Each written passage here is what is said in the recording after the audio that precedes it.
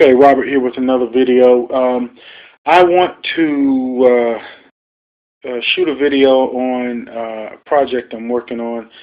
I'm going to probably end up working it along with this Mason and Hamlin.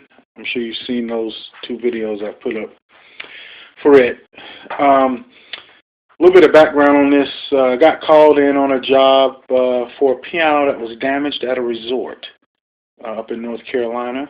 And it's not entirely important on how it got damaged, but so I can share a little bit of that. Piano was actually not being used. It's a small grand. It was not being used, but during our graduation, a high school graduation actually, some uninvited guests came in, and piano was minding its own business, and a brawl broke out, and the piano got damaged. So long story short, it's damaged. I want to kind of go over and show, just make a few comments about what I'm dealing with here.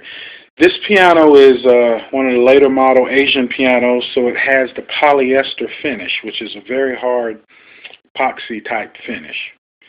And it makes it difficult when doing this type of finish because the finish is so hard. There are special techniques and materials that are used.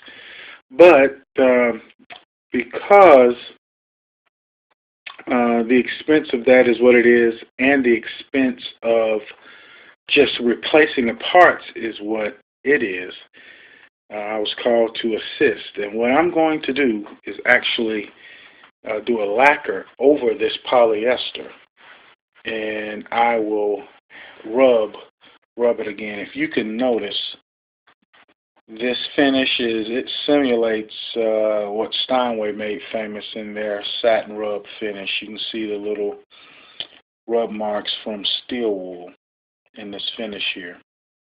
As opposed, I've got this Mason and Hamlin sitting here. And take a look at see if I can get a shot of the side of it. You can see that's a satin finish there as well, but that's a spray satin, not a rub satin. So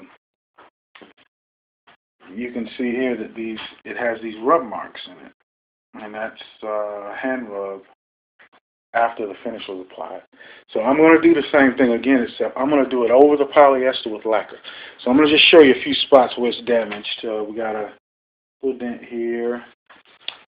Got some spots here, and just some rub marks like there, and let's see if we see anything else. We got a spot here. Let's see that. Maybe not.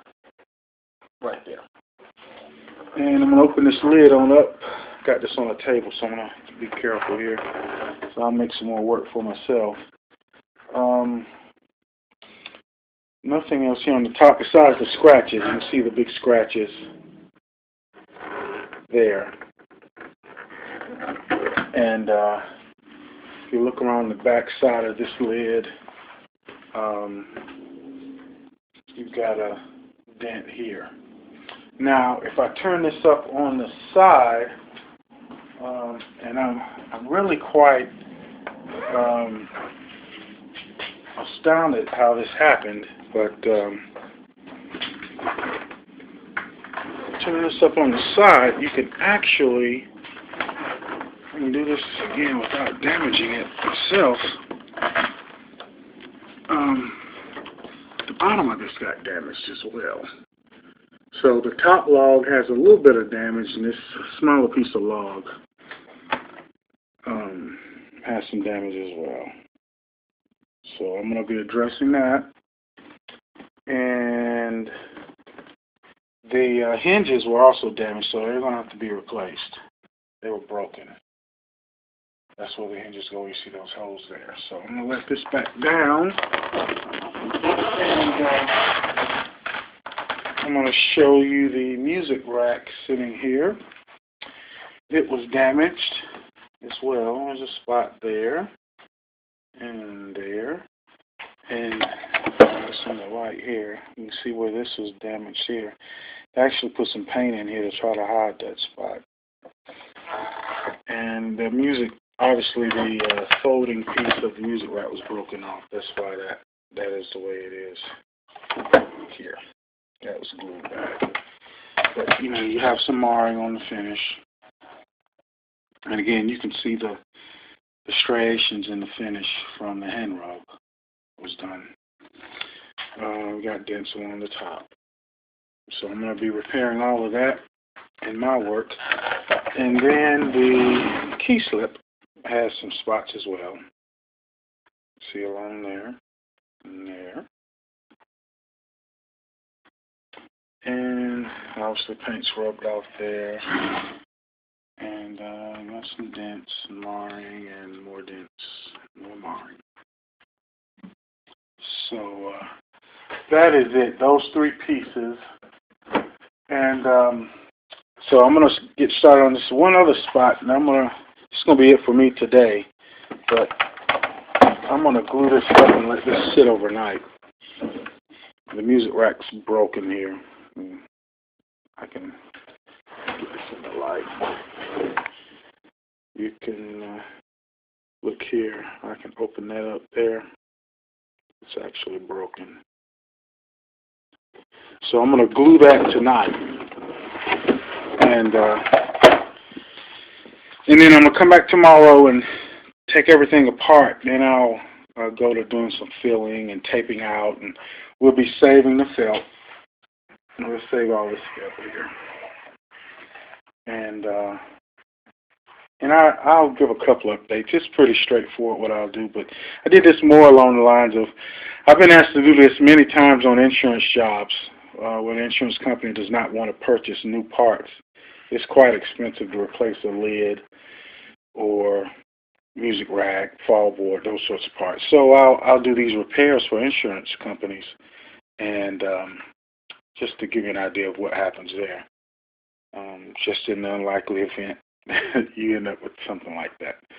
So, any questions or comments?